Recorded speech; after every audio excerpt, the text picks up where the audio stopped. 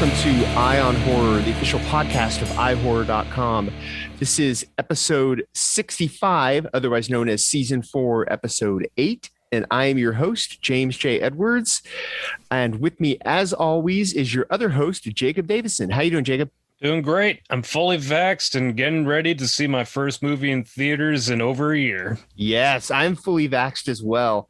And the first thing I thought was, I'm going to see A Quiet Place Part 2 in a theater, damn it. Awesome. How do you feel? Did you have any side effects? Oh, yeah, no, like after the second shot, I just felt like hot garbage for like a day or two. I was fine that afternoon, but then the next day, I felt like it felt like a hangover without the nausea. It was headache, fever, the chills. Yeah, no, I had them flu-like symptoms, and I was so physically weak, like I was having trouble going up and down the stairs, but it didn't last that long, and I feel great now. That's your body, I guess, learning how to fight it. So, it's good to have a mild case like that. And if that was a mild case, I don't ever want to have it. Yeah, no.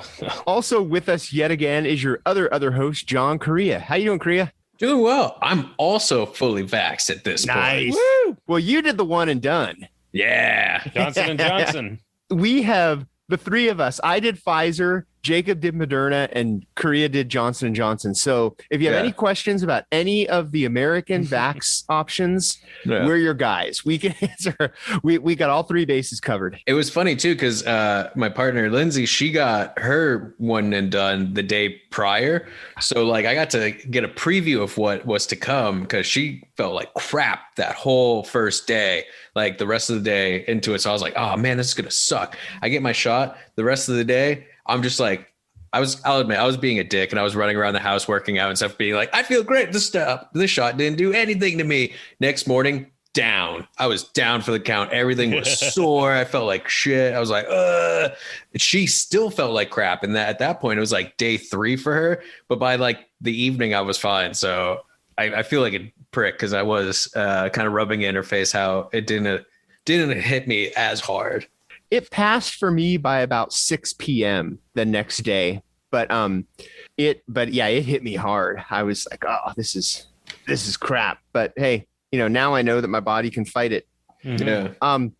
We missed an episode, and it is entirely my fault because until podcasting pays the bills, I have to work at this other company that does web streaming, and I quarterback the international streaming of the Grand Slam of curling. So, not only is that why we missed an episode, that's why I don't have anything to talk about as far as what I watch. I can tell you that Bruce Moat won both the men's Champions Cup and Players Championship. Yeah, he did. Good to know. Rachel Homan won the women's Champions Cup, and Carrie Anderson won the women's Players Champ. But as far as any new movies that come out, I got nothing. So what have you guys been watching? Well, Joe Bob Briggs is back with The Last Drive-In, so I've been watching a bunch of those episodes every Friday, and they've been pretty fun. And also he's been doing guest stars, like the first night he had Eli Roth, and they did the original Mother's Day and House by the Cemetery. And on Friday, April 30th, they had Jeffrey Combs and did Bride of Reanimator and this Australian horror movie called Next of Kin. So it's been pretty fun.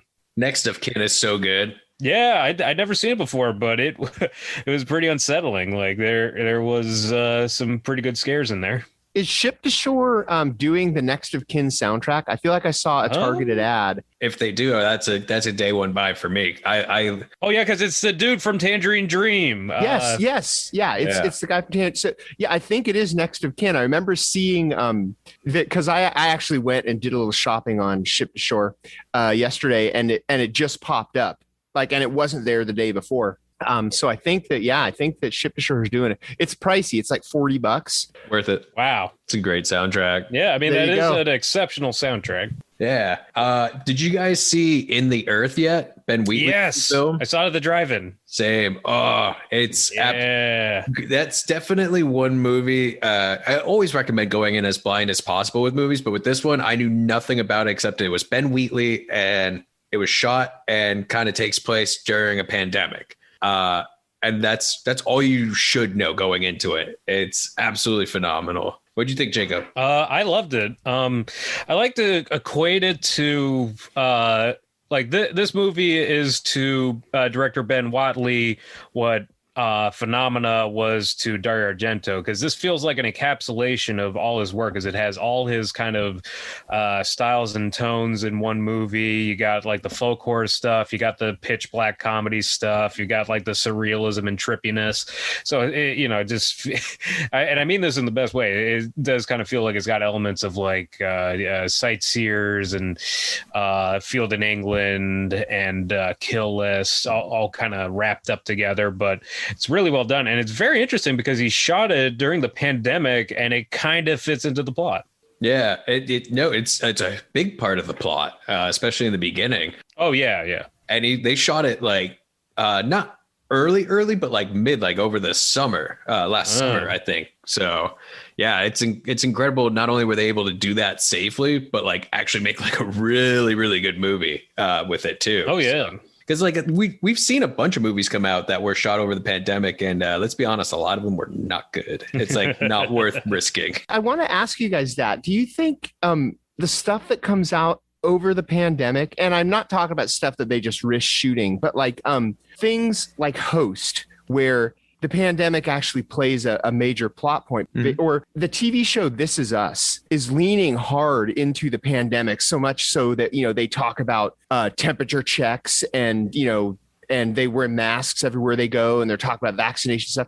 Do you think this stuff is going to look dated in about 5 years, or are people going to remember, holy crap, we lost a year of our lives to this pandemic? I'm struggling with, I don't know if this stuff's going to stand up, if it's a mistake that these, that shows like This Is Us are leaning into the pandemic.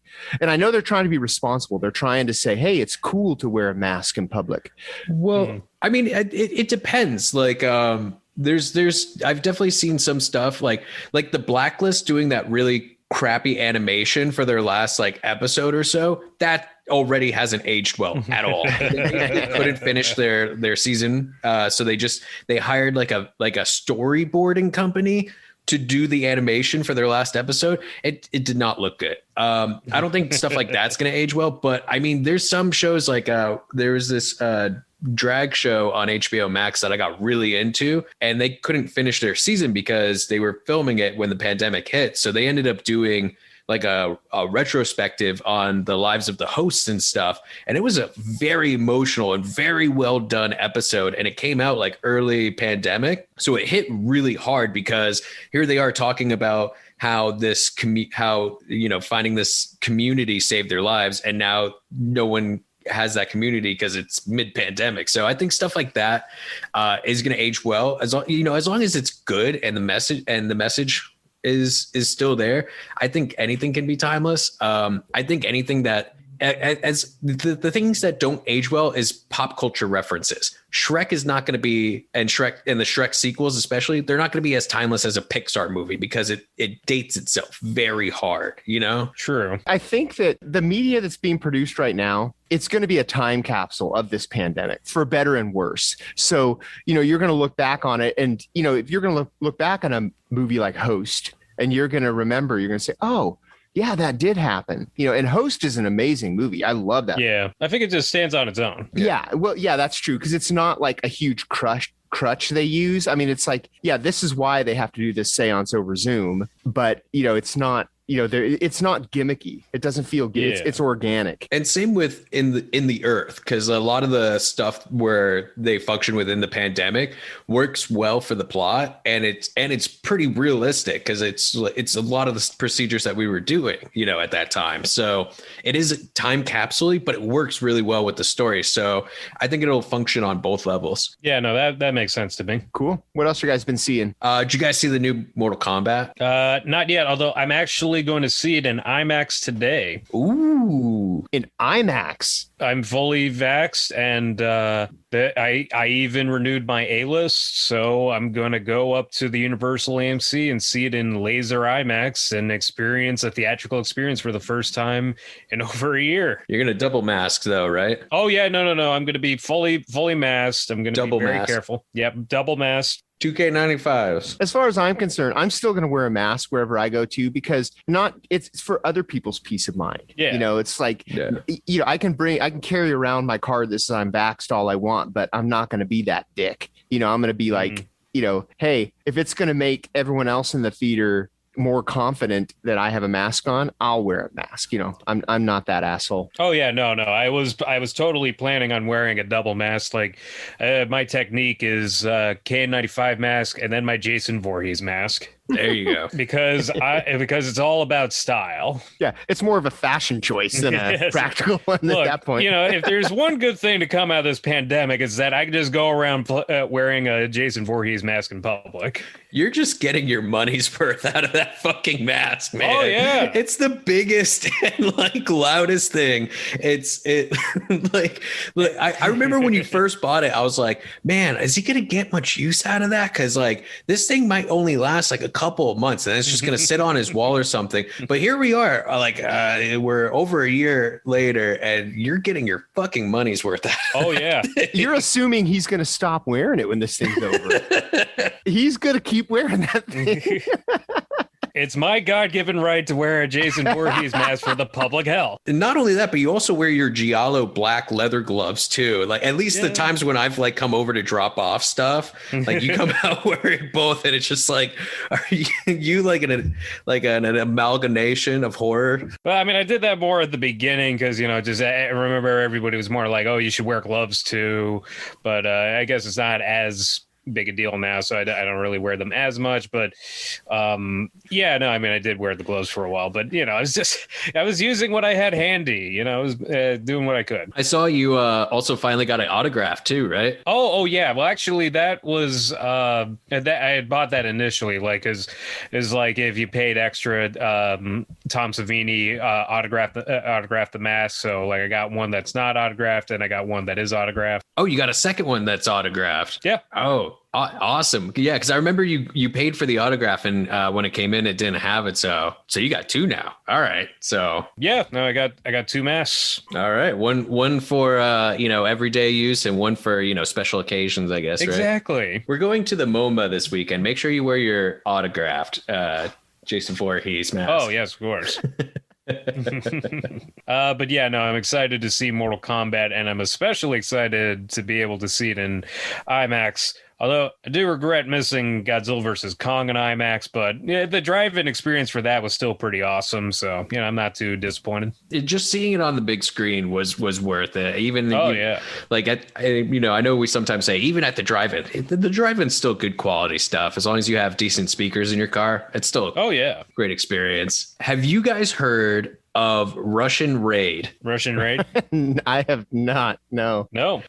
It's a Russian movie, obviously, and it's inspired by The Raid, Redemption. So it's not just a clever name. No, it is clever. And let me tell you something. This movie has me inspired. I hope every country does their own version of The Raid, because this is not a straight up remake. It's literally just its name. It is a Russian raid, and it is the most Russian thing possible. It's about this group. This guy hires this group of thugs and this ex-military sniper guy to raid a Russian vodka factory in a stronghold takeover from the Russian mob. That's the most Russian thing to raid. It is. And the guy and the thugs that they hire all wear tracksuits. Oh wow! Because why wouldn't they? Well, because it's the Russian raid. And of course, eventually the KGB get involved, and but most of the fighting is MMA style. They purposely put it in the plot there's going to be no guns. So for a good portion of the movie, it's just straight up MMA fighting. It is so ridiculous. It's not as good as the Raid movies, but it's fun for what it is, and what it is the most Russian fucking movie that they could have possibly made. Is it campy fun, or is it actually a good action movie? How is the stunt? The stunt performing, and I mean, is it good, or is it so bad it's good? No, when the action happens, the action is good. I definitely got exhausted by the third act, where I was just like, all right, kind of getting over this, but it was a fun time. Like especially if you're a fan of the Raid movies, it's worth checking out. I just again, I really hope that we start seeing like, German Raid or Japanese Raid, Canada Raid. I want to see Canadian Raid. They go, excuse me. Yeah, it's just a lot. And like they raid a maple syrup factory and have to fight a moose or something. I don't know. And the Mounties come in. And they're fighting with hockey sticks. And curling. They use hockey curlers. sticks and curling brooms. Curling is actually a Scottish sport that Canada embraced. Oh. That makes sense. Yeah, I can see that. I'm full of nuggets like this. So just ask me anything. That checks, because a lot of Scottish sports are about moving really large or heavy objects. So it makes sense that they would have one where it's like, yeah, we're going to move it on ice. And the guy who won both the tournaments that I did, the men's champion, Bruce Moat, his team is from Scotland. So not only did it originate there, they can still curl. Yeah, that's awesome. Let's move on to our guest because we really want to talk to him. Yeah. So we have a very special guest this episode. We've got with us today composer Charlie Clouser. How you doing, Charlie? Good. How are you guys doing? Doing great. Doing well. Yeah. Charlie is the composer behind all of the Saw movies, among other things. But his newest project is Spiral from the Book of Saw. And that's what we're going to talk a little bit about everything, but we want to talk about that especially. So how you doing, Charlie? Good, man. Let's start with the typical questions. How'd you get started in music? I know people are born with it. No, but like, most people when they're growing up, like have an older brother or a cousin or something that turns them on to like Pink Floyd or Led Zeppelin or whatever. And I didn't. And my parents were kind of older. They were born in 1930. So there was a lot of music around the house, but it was all like Dixieland jazz and Scott Joplin ragtime and stuff like that. And it wasn't until I bought 2 records at a yard sale for 25 cents each. I think when I must have been in about 3rd grade. And one was David Live, which was David Bowie live at the Tower in Philadelphia. That was a double album from his sort of Thin White Duke era. And the other was Led Zeppelin 1. And I bought them both because of the cool artwork on the cover. And of course, that blows any 3rd grader's mind coming home with those 2 records, because I had always played instruments and never practiced them. So like any typical elementary school student, take clarinet lessons for a year and never practice and then give it up, and then take guitar lessons for a year and never practice and give it up. But by the time I was in about 3rd grade, I was playing the drums, and that stuck. So that was the only instrument that I stuck with through high school and through elementary school and high school. And you're an original member of Nine Inch Nails.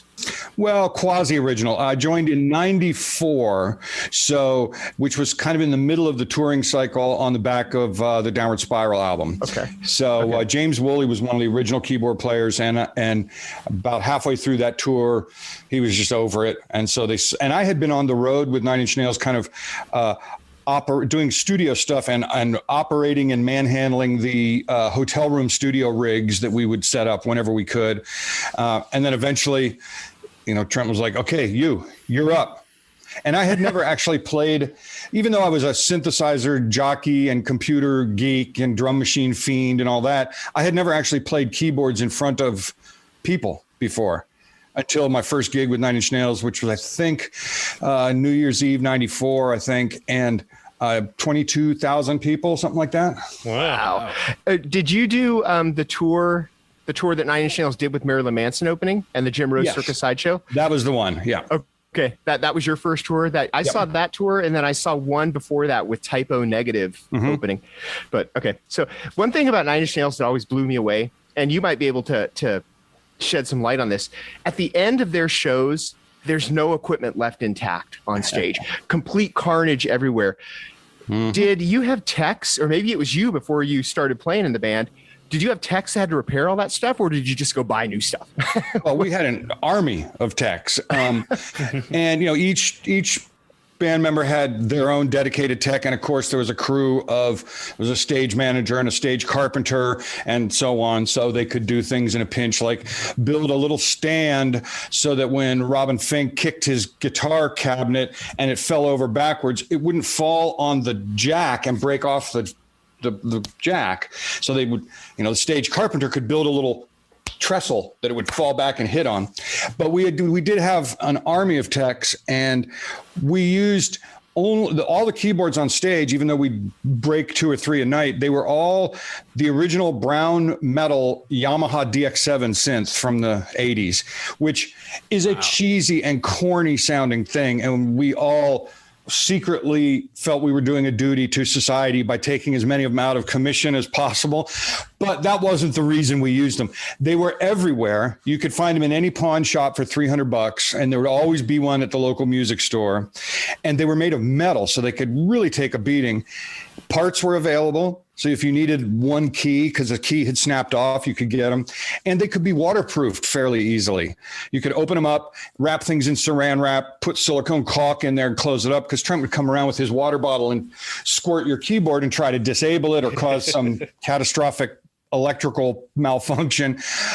So we used those pretty much exclusively. But the main thing was that they were available everywhere, and you could bring one home from the pawn shop or Guitar Center or wherever and just stick it on stage and plug it in. And it didn't need to be programmed or set up or have the channels changed or any.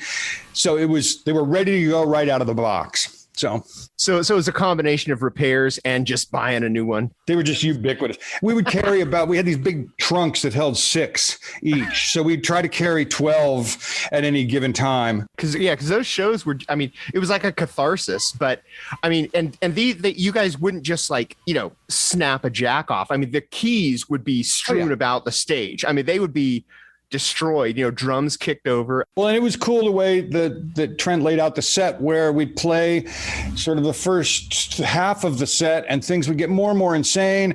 And we'd wind up playing the song Happiness and Slavery, which was just a total rodeo roundup, as we call it. He would go around and lasso people with his mic cable, and everything just gets destroyed.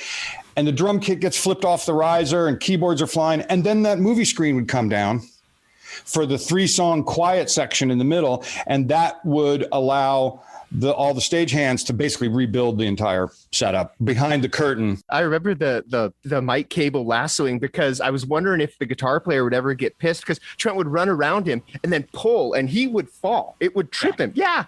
And I'm like, does he ever get pissed? He's basically tripping him and making him fall.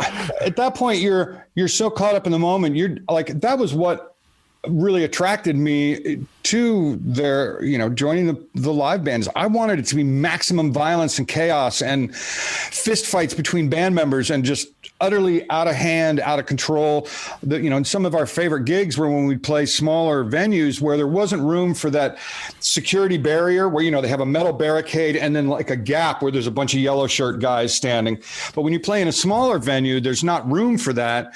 So now the punters can get up on the stage. Yeah. And now they can come and try to steal the cymbal stand off the drum kit or whatever. So those were always the most fun, was when it was just completely unhinged, because the set was laid out in such a way that even if a guitar broke or a mic broke or something, the music would still go on. And we weren't persnickety about, oh, you messed up my solo, man.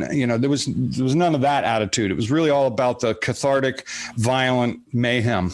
Yeah, the time I saw you guys with Typo Negative, it was in a tiny little place like that. Mm-hmm. It was on the campus of SDSU. I think it was Montezuma Hall. And then with Marilyn Manson, it was at the San Diego Sports Arena, and there were the Yellow Jackets. But the Montezuma Hall show was much more fun. It was, you're like you say, it's boil, boil, boil, explode. And when there's a sense of risk that something bad might actually happen, that's kind of feels more visceral and more real than when there's 5 guys beating the heck out of each other and their instruments, but there's a bunch of Yellow Jacket guys standing in the barricade and the audience can't participate. It's kind of more fun when all the techs and roadies have to come out and stand along the wedge monitors and start pushing people back into the pit because they're bum rushing the stage. Like, that was always our favorite kind of gig. Oh, I miss those type of shows. Yeah. It's been a while. Yeah. I'm Good too old for times. them Good now, times. but yeah, those are good. Okay, enough talk about Nine Inch Nails. How did you get into? Well, we'll probably come back to it, I'm sure. But how did you get into film scoring? Well, actually, when I was in college, I studied electronic music, which this was in the era before MIDI keyboards and everything. So electronic music in those days meant a giant ARP synthesizer the size of a refrigerator and a bunch of 4-track reel-to-reel machines. It was old school academic electronic music, making tape loops and, BBC radiophonic workshop type of bloops and bleeps. Quarter-inch plugs, like a switchboard. Exactly. And after college, and the kind of music I was always into was like Brian Eno and Roxy Music and kind of, sort of more on the art rock side of things. And a couple of albums that I really fell in love with in my formative years was the David Byrne and Brian Eno collaboration, My Life in the Bush of Ghosts. Oh, that's a great album. Which was just a mind blower because it sounds, nowadays you could put something like that together with samplers and with Ableton Live and all that, but they did it completely manually with analog equipment and tape machines.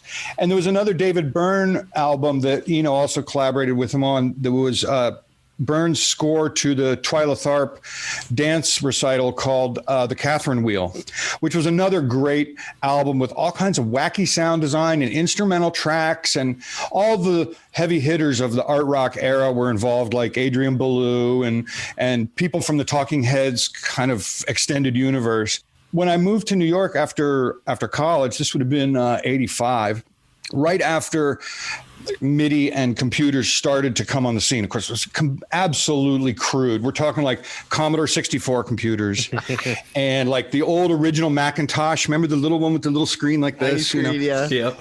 And for about a year and a half, almost 2 years, I actually had a real job for a minute, which was working at the Sam Ash Music Store on 48th Street in Manhattan. Back in the day when, if you wanted to find out what the hot new sampler or drum machine was, you had to physically go to 48th Street.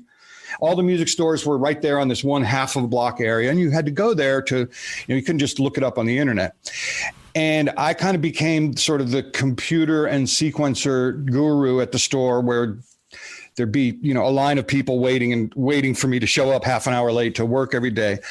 But one of my customers there was an Australian record producer turned film composer who would come over twice a year to buy whatever the cool new goodies were to take back with him to Australia.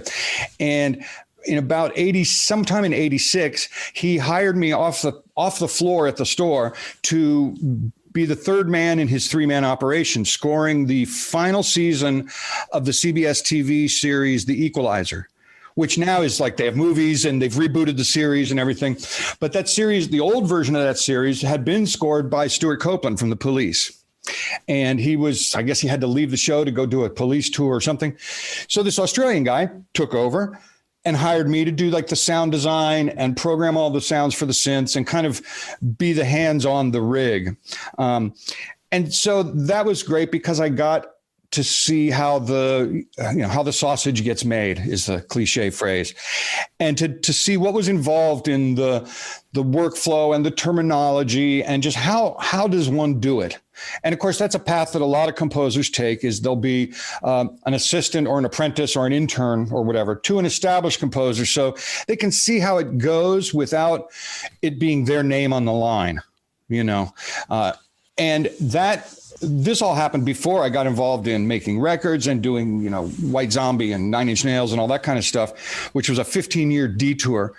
But when I left Nine Inch Nails in 2001 and came back to LA, I actually reunited with that same composer and we scored a TV show. And then the phone rang and it was the Saw movie, and we were off to the races. And was there a connection with the makers of Saw? The reason behind you getting that call? Yeah, I mean, it was a little bit diagonal because I have this music business lawyer that I'd worked with for, at that point, my entire career, 15 years or so.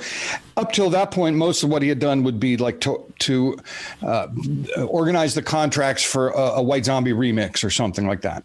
Right. And usually I usually talk to him once a year. It's usually on my birthday, and I can usually hear like waves crashing at his Santa Barbara estate, and steaks sizzling on the grill in the background, and ice cubes tinkling in the highball glass. And so he called me like on a Wednesday, nowhere near my birthday one year. And he said, Charlie, I need you, got a pencil, take down this number. You need to call these guys right now. They have a horror movie. And I was already involved. I already scored some TV and stuff, just getting back into it. But at that point in time, I was actually recording vocals for a Helmet album at my house. And so my lawyer says, call these guys right away. They have this horror movie. They've got a whole lot of industrial music in their score. They don't want like a thematic orchestral horror score. They want like crazy, crushing industrial music. You need to call them right away. So I did, drove down and watched the rough cut of the movie at 11 in the morning while I'm still sort of choking on my Egg McMuffin watching these gory scenes.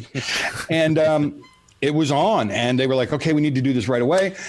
We have about 5 weeks. Can you do it? And I was like, you bet I can. And at the time, I remember at one point, when you're working on a lot of projects, that when you've done good work and you think you have something great, but you never know if a project is going to find an audience, whether it's an album or a movie. You're never really sure until it's out there on the street. And I remember at one point, James Wan, as we were finishing it up, said, look, if this thing winds up going straight to home video, I promise I'll rent a movie theater so we can all see our name on the big screen at least once in life. Of course, things turned out very differently for both for the Saw franchise and for James Wan, who's had a fantastic career, and Lee Winnell too, they were writing partners, and Lee, of course, is in the first Saw movie. So it was a risk at first, but it didn't feel like a risk once the thing found its audience and found its legs and was up and running. Yeah, because like we said earlier, you've scored every single Saw movie. You're the connecting link. The one 9 so far. But also other James Wan stuff. I mean, like Death Sentence and Dead Silence. Yeah. So which those scores to me are, like you said, the Saw movies are basically industrial pieces. It kind of is its own thing. Yeah. But the other stuff, you basically done all of James Wan's stuff that wasn't done by Joe Bishara or isn't called Aquaman, I guess. Right. So, I mean, there's clearly a difference. Those are more subtle scores, whereas the Saw scores kind of it's like a Mack truck. It's full on. Yeah. I mean, that's part of the there's not much that's difficult about the Saw scores for me because it is kind of right down my alley. But the thing I have to kind of keep reminding myself of is that, you can't really just repeat, and you have to up the ante. Every trap scene needs to be bigger and more insane and more just utterly bonkers than the one before it. So if there is a challenge, that's the challenge. Yeah, and I was going to ask what your process was initially with coming with the score, and I also wanted to ask specifically about probably one of the most infamous tracks from the score, Hello Zep, which has been in every movie. What was that like? That, we did have, James is really great because he's able to keep a zoomed out view of the conceptual approach to how to make things work, both visually and with the score. And, when we were starting on the first Saw movie, the concept that we kind of mutually agreed upon in the space of like an hour of talking was that it sort of, that score is kind of different to many of the others, but it starts off a little bit light and almost curious, like, hey, what's in the box? What are we doing in this weird dungeon? And then it gets darker and heavier and thicker, and the root notes and the chords are moving downwards through the whole movie, and it gets murkier and muddier and more underwater sounding until in the final act, the score has just dissolved into basically banging on pots and pans and metal scraping and screeching. And it's just this unholy music has gone out the window, and it just turned into this, Einstürzende Neubauten version of a score. And then at the crucial moment when Lee Winnell's character Adam picks up the tape, they find one more tape, and he picks it up and he pushes play. We wanted the score to feel as though like the lights just got switched on, and it's bright lights shining in the audience's face. And so for that Hello Zepp piece of music, it's in a different key than anything else in the movie. And the sounds are very sort of dry and kind of bright and strident. There's that little string quartet kind of going, and there was nothing like that in the previous, hour and a half of the film. And that was very much a conscious decision to make this huge tonal shift. But at the same time, that during that whole segment, there's a voiceover that's sort of narrating the twist ending. And there's lots of quick cuts of visual elements taking you to flashback scenes or alternate angles of scenes that you had seen earlier in the movie, but with the alternate angle, now more is explained. So there's a lot of information being conveyed, like kind of rapid fire through that whole ending montage. So I knew that the piece of music it had to sort of be compact. And it had to not distract the audience from paying attention to this narration and all these quick visual cuts. So it wanted to be strong and strident and insistent, but it couldn't be like some wandering, flowery piece of melody. It needed to be just this little nugget of musical information that then kind of the phrases sort of repeat and build and change octaves, but it's not something that's going to require too much attention on the part of the audience. So all of that was a conscious kind of game plan. And when you have a game plan like that kind of laid out ahead of time, then it's, my analogy is that's like a coloring book. Instead of a blank sheet of paper, you have an outline of, a clown riding a tricycle or whatever. So now all you have to do is decide whether the clown's nose should be green or orange. But the lines are defined and the parameters are defined, and it makes the job of filling it in musically that much easier. And it's so iconic. I would be remiss if I didn't bring up Bree from our sister podcast, Murmurs from the Morgue. I told her that we were interviewing you today, and she said she growing up, she's younger than all of us, but she watched Saw movies every night, and there were nights where she couldn't fall asleep without hearing that before going to bed. So nice to know that it did some damage, Well, they reuse that whole montage, different angle thing. That's basically at the end of every Saw movie where they explain the twist. Right. So I mean, they definitely got mileage out of, that coloring book page. And it's sort of become like a signal to the audience of like when that little like jangly little dulcimer part at the beginning of Hello Zepp starts up, then it's like, okay, everybody. Yeah. Pencils down. School's in session. Pay attention. We are going to explain everything to you now. We're showing. Pay attention. Yeah. And usually I hate when movies do that. I hate when movies tell you verbally. I hate it when they insult your intelligence. But the way the Saw movies do it, they do it visually as well. So they're like, oh, here's this angle. Oh, I missed that. So it works a lot better, I think. Exactly. And it's very crafty on the part of James and the various other directors that have rotated in and out. Once that was established as the sort of the modus operandi in the first one, then they kind of have license to continue with that idea and it's very tricky sometimes how they'll, the scene that appears earlier in the movie appears then in the ending montage flashback, but it's 9 frames longer. So you see just a little bit more and, other alternate angles and stuff. It's a good reason I'm not a filmmaker, because every time I see one of those ending montages, I'm like, that was very clever. I never would have thought of that.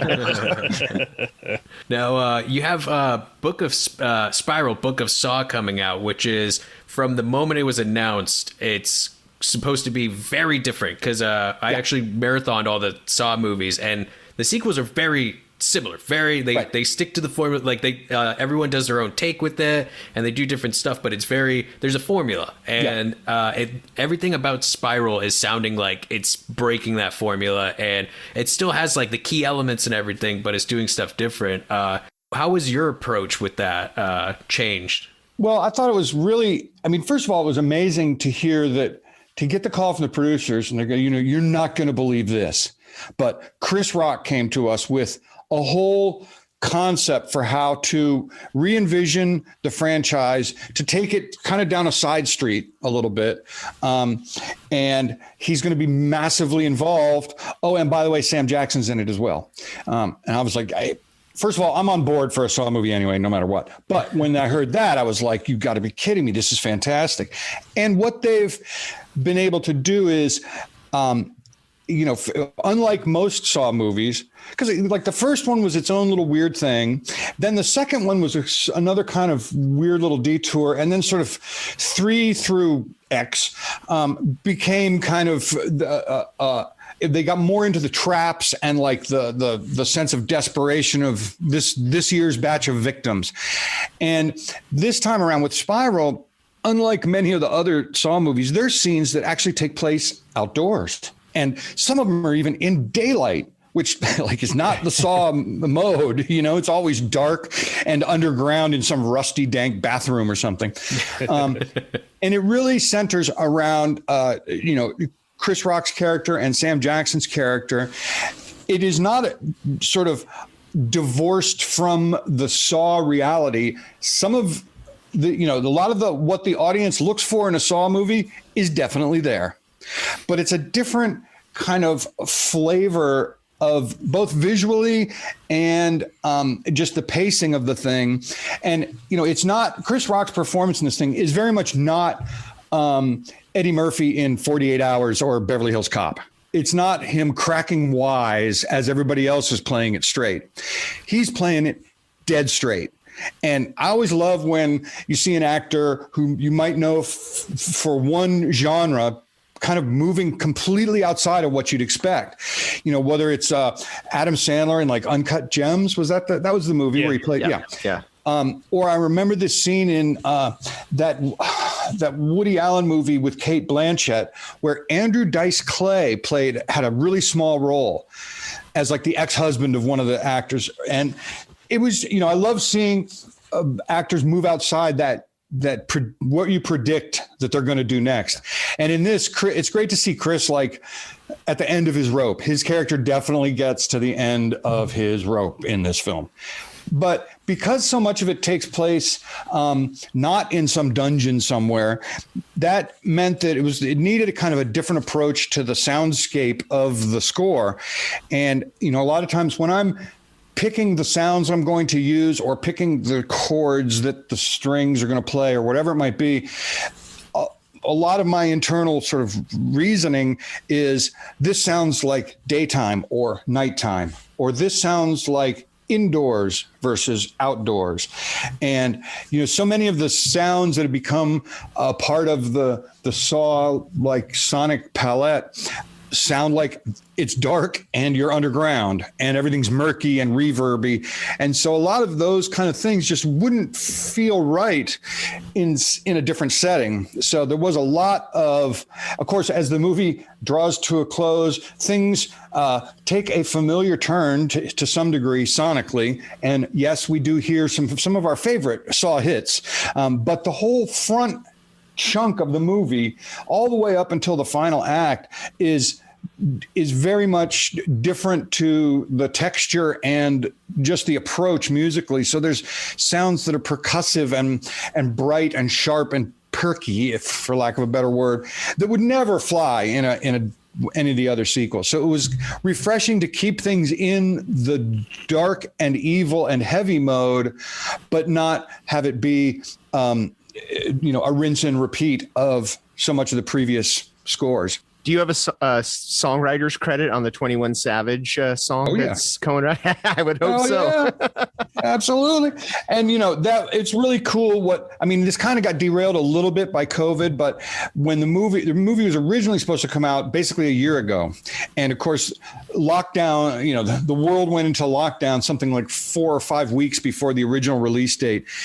And what was going to happen was 21 Savage was going to he was going to be headlining at Coachella, and they had this whole live production where he was going to roll out the song with projections behind him with using clips from the movie. And it was going to be this whole like integrated, synergistic marketing reality where he explodes onto stage with Saw paraphernalia and Saw videos behind him. And then the next week, the movie came out. Well, thanks to COVID, that didn't exactly go as planned. But the tracks that he and some of his other artists that he collaborates with did for the soundtrack album, which also appear in the movie in various spots, Some of them used samples from earlier Saw scores.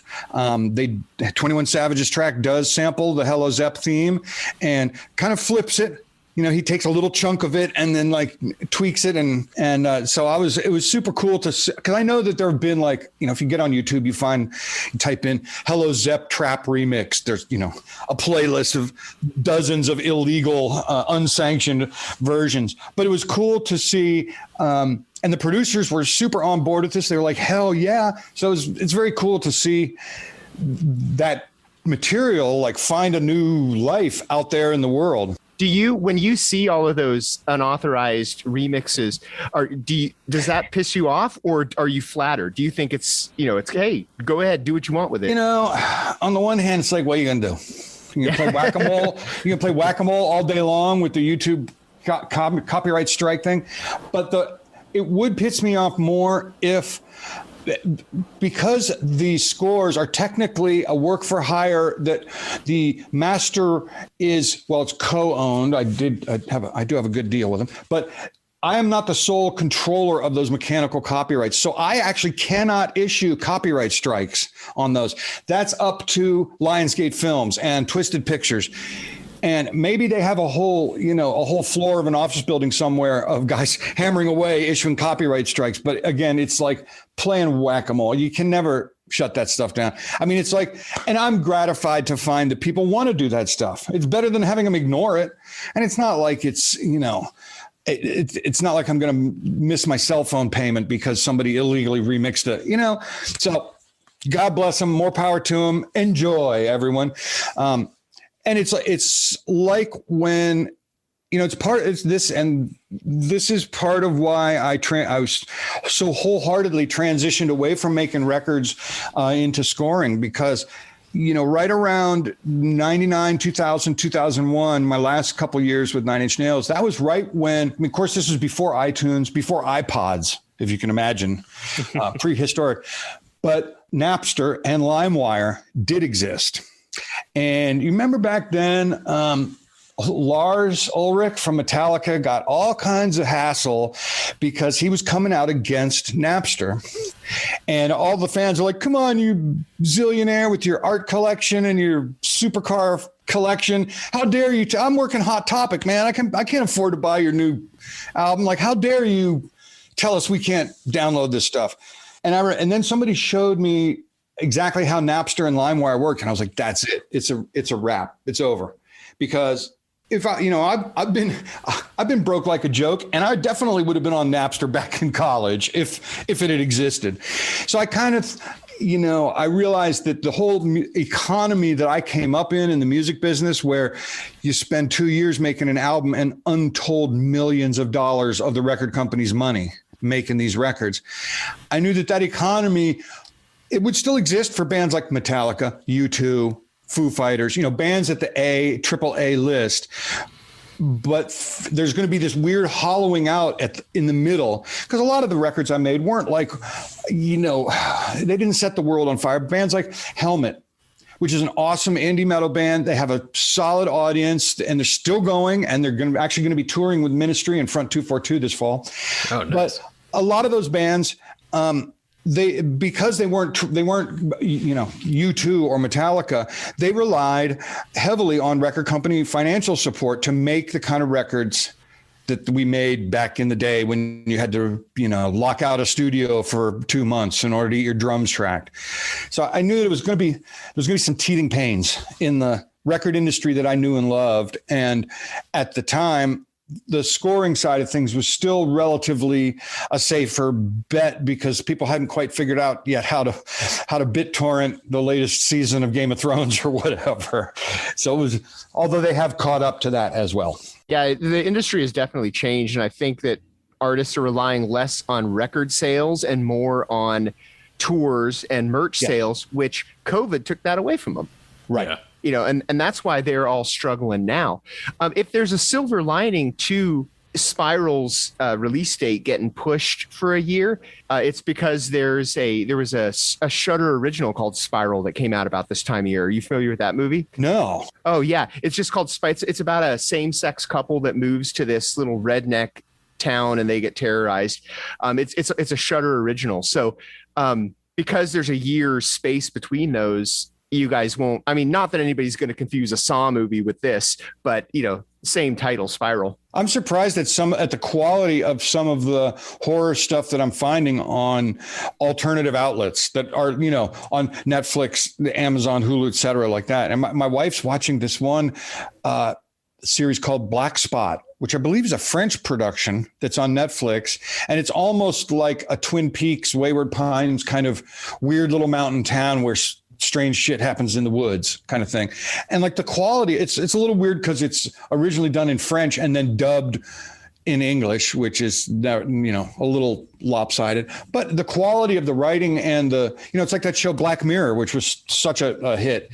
Again, that was kind of outside of the normal like channels for horror, but it was so good. And I'm pleasantly surprised at the quality of the stuff that's outside of the mainstream. You bring up Wayward Pines.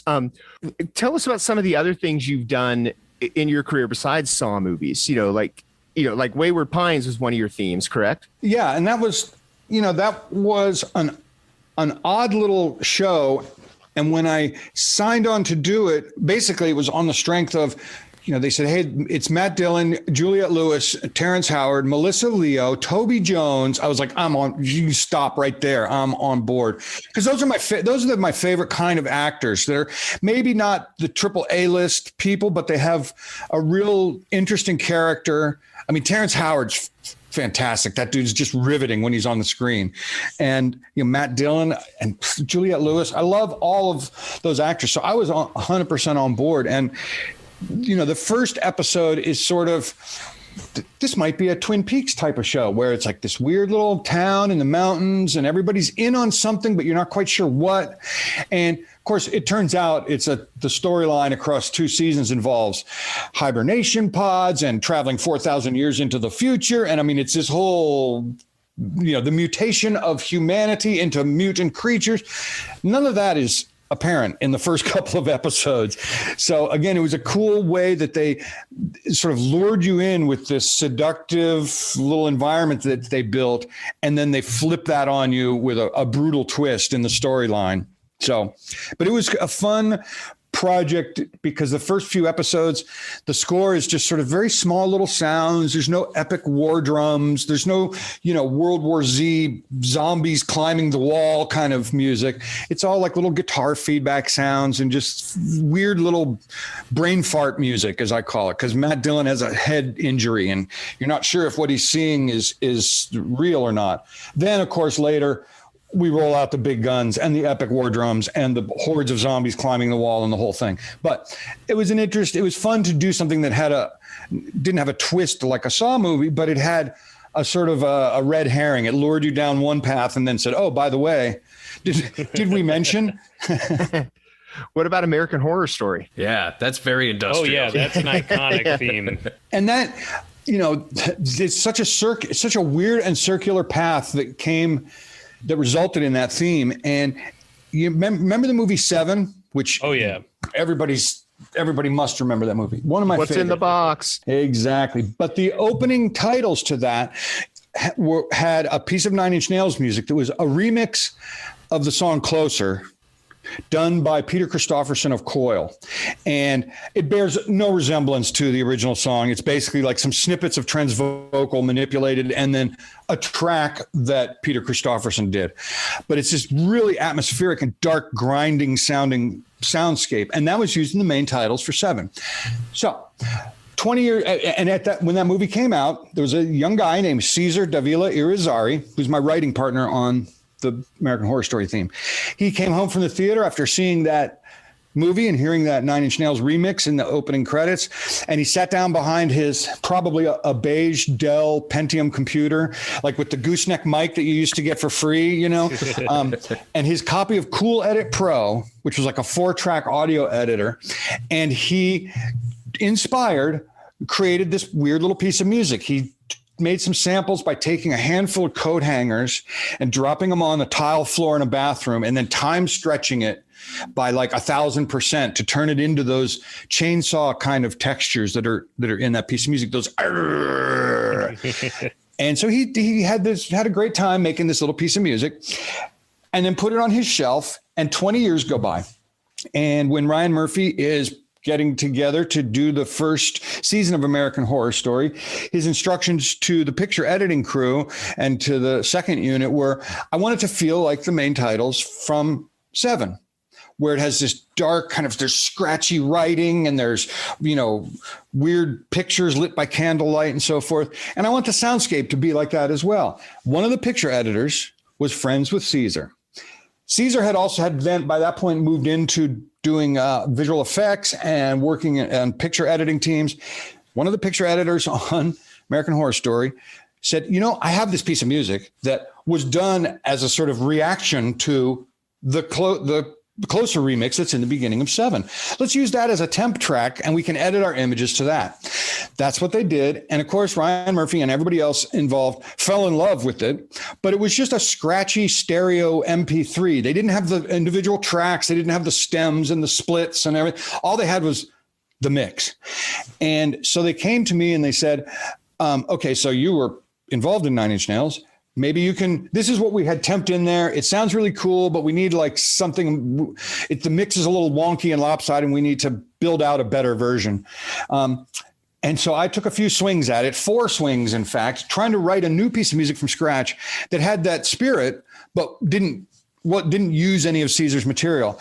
And they kept going, there's just something about Caesar's original demo from 20 years ago that we all just love. So what we wound up doing in the end was I used like audio forensics tools to extract the parts that we liked from Caesar's track, those chainsaw noises and this weird little like kind of sounds like a hi-hat, but it's actually a sample of water coming out of a faucet. I was able to extract these little molecules of audio and then use them as the raw material to build a new track, which very much resembles Caesar's track from 20 years ago, but is a more modern version with all the stems and splits and the mixing capability that we needed. And so that long circular track of it started as being inspired by 7.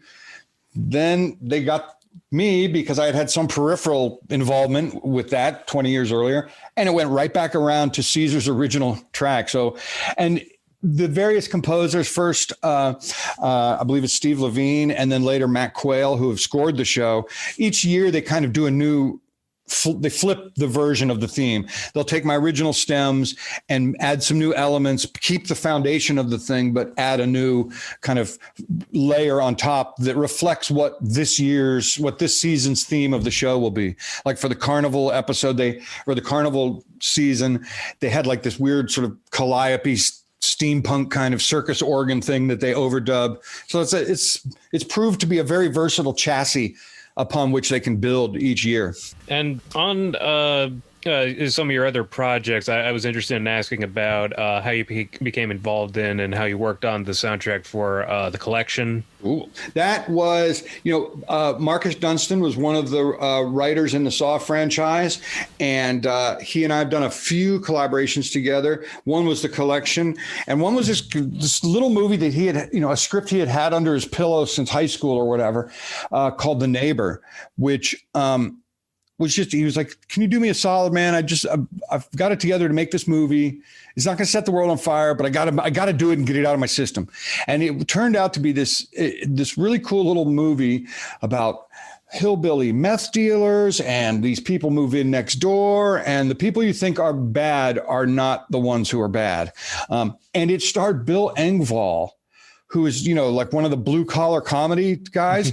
Yeah. But again, much like Chris Rock in Spiral, he's playing it dead straight and playing a white trash, oaky, really bad person.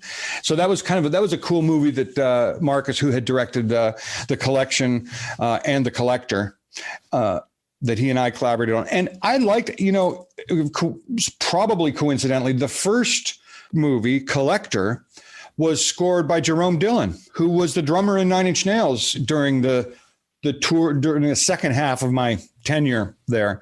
So, and I love what he did. It was very dark and atmospheric and just really cool. So another small world moment. It's all connected. Mm-hmm. What's next for you? What, you got anything on deck? There's a couple things that there's a series kicking around, and a couple of other I'm going to do my first documentary over the summer, which is a weird. I've never done that before.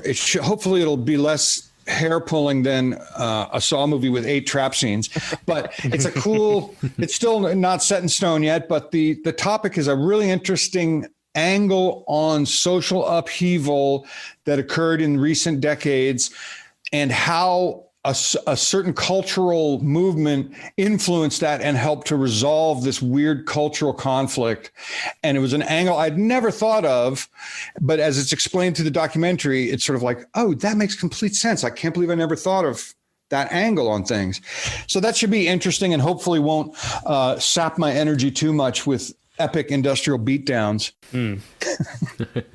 And I would predict that the world of Saw is not over yet. They keep, every time a movie comes out, it's like, it's the final chapter. It's, but they're not going to let that thing die. I mean, I think that the final chapter of Friday the 13th was part 4. Yeah. Right. Or like Freddy's dead. Yeah. Every time they say it's the end, it's not. Yeah. And we're at almost 20 years of Saw, right? Because Saw came out in 2003. Yeah. So, I mean, you got to do something for the 20th anniversary at least. I know. I mean, they got to at least make it to Saw 10 so they can have like this skull and crossbones with the X, like not severed fingers. Exactly. Yes, perfect. You're hired. Well, I mean, you can't do what Friday the 13th did and stop at 12. I mean, we're still waiting on the 13th one of that. And the fans, there's a certain like group of fans that like they're not standing on convention. They're not going to pick it apart too much. They just want a rollicking good time in the theater. They want jump scares. They want screams. So it's okay if some of the Saw movies, if the writers at Variety and Hollywood Reporter go, this is the 15th Saw movie. That's fine. There's people out there that just enjoy it, and God bless them. I can't believe, it's fantastic that we found an audience for that stuff. And, I won't stop until they'll have to pry that franchise away from my cold, dead hands. And then they can put my cold, dead hands on the poster. At this point, people are going to the Saw movies for the traps. It's kind of like the Final Destination movies. Right. That's the same movie, but you go for these creative, death-inspired kill scenes. Right. People are going for the traps at this point. So as long as the production designers and whoever makes up the traps, then the Saw, I think it's going to keep going on. And you have to be a part of it. I mean, it's like watching a Friday the 13th movie without Henry Benfredi, Right. Like, you can't do that. I'm 100% on board, and when the producers are like, you're not going anywhere, are you, dude? You're not moving to Australia or doing anything silly like that. I'm like, don't worry. You'll always know where to find me. At least you'll have a piece of it for the Hello to Zepp theme that they have to keep using at this point. At this point, if the movie got to the final 5 minutes and that little dulcimer jangly thing didn't start up, people would be like, that's it. I want my money back. They wouldn't know it was ending. They'd be like, oh, okay, no, there's more. Or you wouldn't be able to go to bed without it. Yeah, exactly. The credits are rolling and they're like, oh, no, this isn't done yet. Yeah. There must be a post-credits scene with the Hello Zepp music in it. Cool. All right, Charlie, thank you very much for spending your morning with us. This has been a great talk. My pleasure. Very much. It's always fun. So we're going to get out of here. Our theme song is by Restless Spirit, so check them out. Our artwork is by Chris Fisher. Check him out. Charlie, where can our listeners find you on the social media? If they want to know what's next for Charlie Clouser. That's a good question. Don't have an Instagram. Kind of have a Facebook. I think it's still active. Haven't tweeted in a few months. So yeah, just keep coming to Saw movies. That's how they know. Keep coming to Saw movies and check IMDb. If there's anything in the works, it'll say in production at the top of my IMDb page. All right, fair enough. You can find the other three of us at the Eye on Horror Facebook page, the Eye on Horror Twitter, the Eye on Horror Instagram, the Eye on Horror Letterboxd. I think we have, right, Korea? I just make lists on my personal one, and we post a bit more frequently than Charlie does. Good. Not that much more, but we're getting there. And you can also find us at iHorror.com, which is where we all write, some more than others, but that's where we all call home. So again, Charlie, thank you very much, and Thank you. we Thanks, are man. out of here. So for me, James J. Edwards, I'm Jacob Davison. I'm Jonathan Correa. And I'm Charlie Clouser. keep your eye on horror.